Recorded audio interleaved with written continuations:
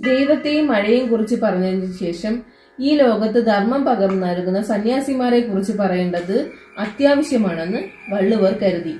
ഇന്ദ്രിയങ്ങളെ അടക്കി നിർത്തുന്നവരും സത്യത്തിന്റെ മാർഗത്തിലൂടെ സഞ്ചരിക്കുന്നവരുമാണ് യഥാർത്ഥ സന്യാസികൾ.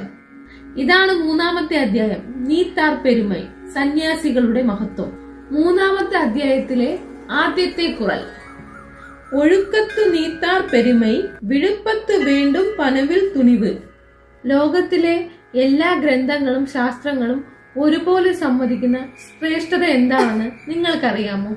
സ്വന്തം ആഗ്രഹങ്ങളെയും വികാരങ്ങളെയും നിയന്ത്രിച്ച മഹത്തുക്കളുടെ മഹിമയാണ് ഈ ലോകത്തിലെ ഏറ്റവും വലിയ ശ്രേഷ്ഠത.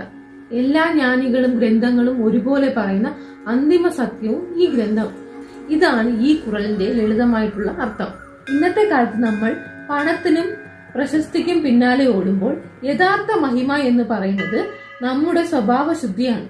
ആത്മനിയന്ത്രണം കൊണ്ട് മനസ്സിനെ ജയിച്ചവനാണ് യഥാർത്ഥ ജേതാവ്. ജീവിതത്തിൽ നമ്മൾ നേടേണ്ട ഏറ്റവും വലിയ അറിവ് ഇത്തരം മഹത്തുക്കളുടെ ജീവിതം കണ്ടുപഠിക്കുക എന്നതാണ്. വീണ്ടും അടുത്ത കൊല്ലമായിട്ട് വരാം. നന്ദി, നമസ്കാരം.